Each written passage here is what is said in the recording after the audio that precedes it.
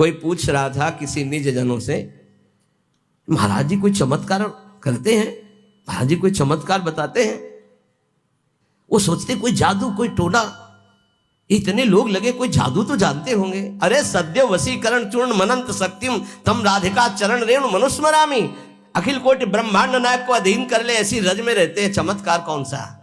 महारानी के गोरे चरणार बिंद की ठसक और राधा राधा नाम तुम देखो, तुम्हारे हृदय में कैसा चमत्कार उदय होता है। कौन सा आजकल लोग ऐसा चाहते हैं। देखो ये 500 की गड्डी, अरे भाई महाराज बस ये नारियल, अरे चले जाओ 100 रुपया के कितने नारियल ले, 1-2 नारियल 4 नारियल, भजन से नारियल पैदा कर दिया, इत्र 50 रुपया का इत्र मिल जाएगा, उसके लिए चमत्कार भजन। और बोले इत्र निकाल दिए और नारियल निकाल, सबके देखते देखते कुछ नहीं, बोले केला निकाल दिया, ठेलिया खरीद ले यार 1000-2000 में, क्या पैसा, क्या चमत्कार। भजन का फल है।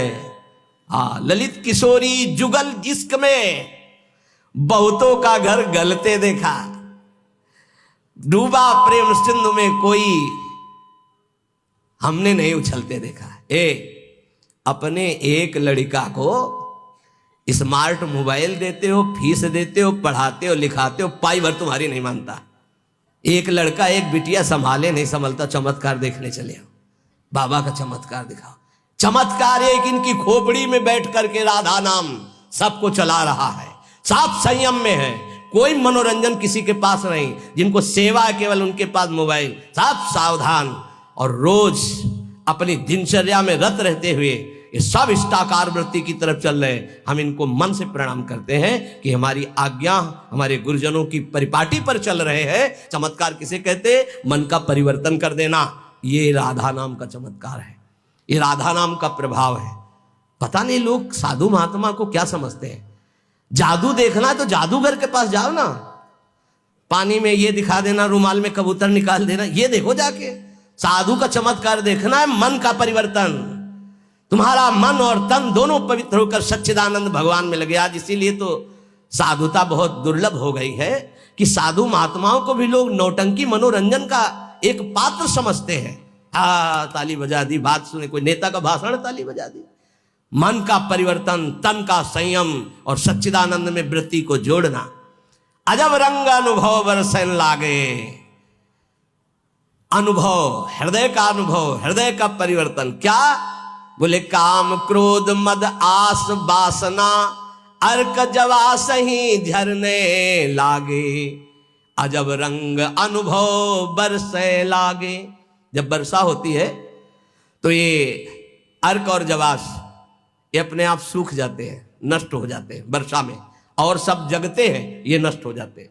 बोले जब राधा राधा राधा राधा और इसका जब रंग बरसने लगता है हृदय में, तो काम क्रोध मद आस वासना ये अपने आप नष्ट हो जाते हैं। जैसे वर्षा होते ही अर्क और जवास नामक पौधे ये अपने आप नष्ट हो जाते हैं, और दूसरे सैकड़ों पौधे हरे भरे हो जाएंगे, पर ये नष्ट हो जाएंगे। तो ऐसे ही काम क्रोध लोभ मोह मद वासना नष्ट हो जाती है, और नाना प्रकार की भाव तरंगे प्रिया प्रीतम की उठने लगती है।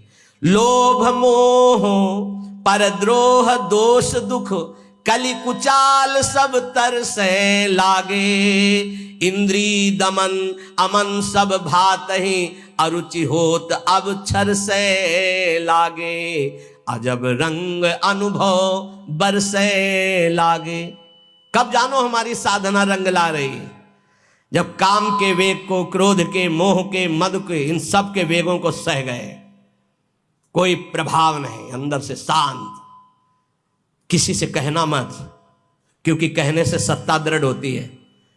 अंदर जो विकार आते हैं किसी से मत कहो, कोई भी क्रिया मत करो, शांत उस समय नाम जप करो, देखो अपने आप सब नष्ट हो जाएंगे। और नष्ट आपको नहीं करना, कोई है आपका जो आप पर नजर रख रहा है। कोई आक्रमण आपको परास्त तब तक नहीं कर सकता जब तक आप आज्ञा का उल्लंघन नहीं करेंगे, आप अपने हाथ से कोई क्रिया नहीं करेंगे, आप कोई गंदे दृश्य नहीं देखेंगे, तब तक किसी की ताकत नहीं कि आपको भ्रष्ट कर सके। ध्यान रखना, क्योंकि आप गुरु कृपा कवच में हैं। जब आप आज्ञा उल्लंघन कर देंगे तो फिर लक्ष्मण रेखा पार हो गए आप, फिर आपको दंड भोगना पड़ेगा। लोभ मोह परद्रोह दोष दुख कलि कुचाल ये सब तरसे लागे, अर्थात वो चाहते कि मैं इसको अपने अधीन करूं, पर हिम्मत नहीं कि छू सके। किसको? जिसकी जिह्वा पे राधा राधा नाम और हृदय में गुरु कृपा का अनुभव शुरू हो गया है। इंद्रिय दमन ये पहचान है साधुता की, नहीं तो फिर नाटक है, पाखंड है, दंभ है। बिन विवेक वैराग्य भक्ति बिन सत्य न एको मानो, भगवत विमुख कपट चतुराई सो पाखंडे जानो, चाहे गृहस्थ हो चाहे विरक्त। अगर इंद्रियां संयम में नहीं है, मनमानी विकार भोगे जा रहे हैं, तो नौटंकी नाटक भले हो सकता है, वो गृहस्थ उपासक है ना, वो विरक्त उपासक है। इंद्रिय दमन तो अमन सब भाते हैं, सब भात से मन अमना हो गया है तो परम शांति परम चैन है। क्षमाशील संतोष सुराई शांति सहज सुख सरसै लागे। उपासक के अंदर क्षमा बढ़ने लगा, चाहे जितना कोई अनिष्ट करे, कभी द्वेष हो ही नहीं सकता, कभी उसको साप दे ही नहीं सकता, कभी उसका मंगल नहीं कर सकता, जिसके ऊपर राधा नाम की कृपा हो गई है। क्षमा, जाओ, तुम्हारा मंगल हो, भगवान तुम्हारा कल्याण करे। संतोष, किसी भी परिस्थिति में शोक नहीं होगा, जैसे प्रभु रख रहे, बड़ी कृपा है। शांति, कोई भी द्वंद्व से अशांत नहीं कह सकता। सहज सुख सरसै लागे, सहज सुख आत्म सुख है, आत्म सुख का रसास्वादन होने लगा। दास बना, ये कैसे हुआ? नाम जपी, पहले दास शब्द है, आश्रय। बहुत जोर की बात हमारे हृदय में बार बार उठती कि ये लोग समझ जाएं कि भगवत प्राप्ति आश्रय से होती, आश्रय से, दृढ़ आश्रय। दास बना पहले, जप नाम दूसरा। बिगड़ी जन्म अनेक की अवै सुधरे आज होई राम को पहले, फिर नाम जप दूसरा, फिर तज कुसुमाज तीसरा। और यहां से शुरू किया जाता है सब उपदेश। पहले विकार त्यागो, फिर नाम जप करो, फिर भगवान की शरण में हो। ऐसा नहीं होता, पहले भगवान की शरण में हो, नाम जप करो, तुम्हें बल मिलेगा, विकार छूट जाएंगे। उपजा मुक्ति, मुक्त पद, बहुत सुंदर महात्माओं के वचन है। पहले भगवत दासत्व आश्रय, खूब नाम जप, तो बोले मोक्ष पद भी हृदय में ही प्रकाशित हो गई। ये मोक्ष पदवी क्या है? इसकी पहचान क्या है कि आप मुक्त हो गए हो? शत्रु मित्र समजान मान मान अपमान सम दुख सुख लाभ नहान याजु कृपा हरिवर, ये मुक्त पुरुष का लक्षण है। चाहे शत्रु हो उसके साथ व्यवहार कर रहा हो, या मित्र हो, दोनों में समान भाव, मान और अपमान में समान भाव, सुख दुख में समान भाव, लाभ हानि में समान भाव, जय पराजय में समान भाव। ये जिसके हृदय में आ गया वो मुक्त हो चुका है। गीता जी में भगवान ने कहा, निर्माण मोहा जित संग दोषाध्यात्म नित्या विनिवृत्त कामा द्वंद्व विमुक्ता सुख दुख संगई गच्छन्त अमूढ़ा। ऐसा अमूढ़ अव्यय पद का अधिकारी महापुरुष मुक्त पद में विराजमान कौन है? बोले जो मान रहित हो चुका है। मान बिल्कुल उसके हृदय में प्रियता पैदा नहीं कर पा रहा, और अपमान बिल्कुल दुख नहीं पैदा कर पा रहा। अमोहा, ना अपने शरीर से मोह है, ना किसी के शरीर से मोह है। यह मुक्त पुरुष का लक्षण है। जित संग दोषा, चाहे जितने भोगों के बीच में उसका मन भोगने के लिए चलेगा ही नहीं, वो जीवन मुक्त पुरुष है। जित संग दोषा, अध्यात्म नित्या, निरंतर आत्मस्वरूप में स्थित, विनिवृत्त कामा, समस्त कामनाएं निवृत्त हो चुकी है। द्वंद्व में मुक्ता, हर द्वंद्व से वो मुक्त हो चुका है। मान अपमान सुख दुख लाभ हानि चिंता शोक भय मृत्यु, सबसे सुख दुख संगय, सुख और दुख में समान भाव। ऐसा महापुरुष परम ज्ञानी महात्मा वो जीवन मुक्त है। वो यहां कह रहे, दास बना पहुंचे मुकाम जे आंखें कहत हवाला। साधु की पहचान चिकने गाल से नहीं, साधु की पहचान उसके नेत्र से होती है, सिर्फ नेत्र से। ऐसे तो मांस मछली खाने वाले के भी गाल चमकते देखे हैं कि वो बहुत ही चिकन, तो चिकनाहट को थोड़ी साधुता है, वो तो घी दूध से चिकनाहट आ जाती है। अच्छा खाओ पियो तो मांस चढ़ेगा, चिकना हो जाएगा शरीर। बोले बहुत चमक रहा है चेहरा, तो हम आपको दिखाएं कि विषयी पुरुष हो, चेहरा चमक रहा है, वो भजनानंदी है क्या? नहीं, वो खान पान का है चेहरा। दास बना पहुंचे मुकाम, तो आंखें कहत हवाला। अच्युत मुनि के आश्रम में जी उड़िया बाबा पहुंचे, गंगा के किनारे है। तो देखा, जे दृष्टि दे, अरे अपने शिष्यों से कहा दौड़ो, ब्रह्मबोध संपन्न महापुरुष पधार रहे हैं। दृष्टि में पता चल, बोले दास बना पहुंचे मुकाम जे, तो आंखें कहत हवाला। आंखें परिचय बता देती है कि ये किस कोटि का महात्मा है, जीवन मुक्त है या प्रपंची है या विषयी है या साधक है या साधना की किस स्थिति में है। पहुंचा हुआ महापुरुष के नेत्र बताते हैं। दास बना पहुंचे मुकाम जे, आंखें कहत हवाला।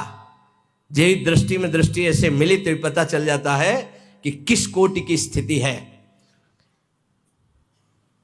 अब बता रहे हैं कि दो प्रकार की आंखें होती है सिद्धों की। एक होती है जो ज्ञान सिद्ध होता है, करुणा और मैत्री, ये दो आंखों में नहीं होंगे। करुणा और मैत्री नहीं हो, क्योंकि वो निर्मम निरहंकार अद्वितीय स्थिति को प्राप्त महापुरुष बिल्कुल शुष्क शुष्क काष्ठवत हृदय, ना दया ना करुणा ना मैत्री न द्वैत। जब अपने सिवा है नहीं कोई, तो आप उनकी दृष्टि में देखोगे तो ना हिलन ना डुलन, और नेत्र के आसपास की सारी पुतली साफ एकदम श्वेत, वो ब्रह्माकार वृत्ति के नेत्र होते हैं। रुद्रवत एकदम दृष्टि उनकी, और बिना चंचलता रहे, बार बार ऐसे नहीं, खुले हो एकदम अलक्ष श्वेत पुत्री, सिंहवत दृष्टि। और दूसरे होते प्रेमियों के, नशा ललाई, जैसे भांग छाने हो या कोई नशा करे हो तो लाल आंख नहीं हो जाते, ऐसे लाल आंख होती है प्रेमियों की, क्योंकि प्रायः वो रुदन करते हैं। तो आंखें सूजी हुई या आंखों के नीचे लालिमा, थकित पूतरी, वो एक विचित्र दशा होती है। बड़े ही सरस, बड़े ही व्याकुल, बड़े ही थकित नेत्र, पलक न लागत हाला, अपलक दृष्टि उनकी भी रहती है। ज्ञानी की दृष्टि भी ऐसी होती है, प्रेमी की दृष्टि होती है, पर दोनों में अंतर होता है। एक एकदम काष्ठवत शुष्क, मतलब वो शब्द अशुद्ध होगा, उदाहरण नहीं दिया जा सकता। जैसे खुली हुई मुर्दे की आंख, कोई हलन डुलन चलन कुछ नहीं। कई बार उड़िया बाबा को बाहरी लोगों ने समझा कि पधार गए हैं, ऐसी दृष्टि बस कुछ नहीं। अब प्रेमी जनों की दृष्टि, नशा ललाई, थकित पूतरी, पलक न लागत हाला। नेत्र ऐसे कि देखो तो आसक्त हो जाओ, बड़े सरस, बड़े प्रेमी, बड़े थकित, और हल्की सी लालिमा नेत्रों में छाई हुई है, सुरंग नेत्र है और घूर्णित नेत्र है।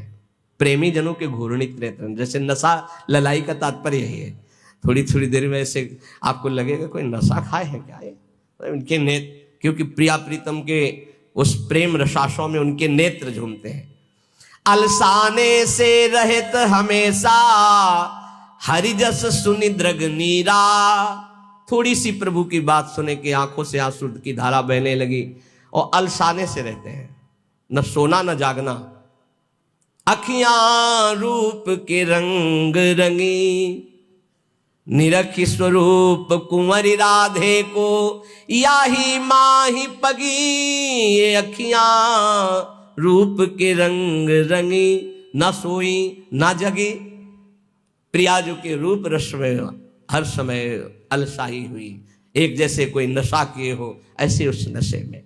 ढरक चलत कबही भरियावत पुलकावली शरीरा, गदगद गर चित शांति थका मन, तनहु थका दर्शाई। ज्ञान विराग भक्ति से पूरे, जगत न सकत समाई। ऐसे प्रेमी जनों के नेत्र जहां जगत का प्रवेश ही नहीं है, हृदय कंठ गदगद हो जाता है, चित्त शांत है, मन अचंचल है, तन एकदम थकित शिथिल भाव में डूबे हुए। बोले ऐसे जो महापुरुष होते हैं, तो दास बना पहुंचे मुकाम जे, आंखें करत हवाला। ऐसों के नेत्र बताते हैं कि मुकाम में पहुंचे हुए ये जन है। श्री भगवान जगत गुरु श्री कृष्णचंद्र जी कह रहे हैं, जो पहुंचे हुए महापुरुष है, वो शरीर को अपने वश में किए होते हैं। यही सबसे बड़ी चूक हो रही है। ये बहुत बड़ी चूक है जो हमारी निंदा का कारण बनती है। हम संतों की या भक्तों की जो निंदा का कारण बनता है वो ये नाशवान दुष्ट नीच शरीर है। इसको जब तक मैं माना जाएगा ये नीच आचरण कराता ही रहेगा, गुरुजनों की, आचार्यों की, भगवान की निंदा करवाता रहेगा। एक शरीर से गलती होने पर समस्त साधुओं की तरफ लोगों की दृष्टि अश्रद्धा से हो जाती है। इसीलिए हमें लगता है कि अगर साधु बने तो मर के बने, उन्हें घर गृहस्थी में ब्याह करके अच्छा है, जीवन धर्म पूर्वक व्यतीत करे, अधर्म आचरण न करे। बहुत बड़ी त्रुटि समझो, एक गलती से लाखों लोगों की श्रद्धा संतों के प्रति नष्ट हो जाती है। भगवान कह रहे सिद्ध पुरुष के लिए कैसा होता है, निराशीर्यत चित्तात्मा त्यक्त सर्व परिग्रह शारीरम केवलम कर्म कुर्वन्नाप्नोति किल विषम।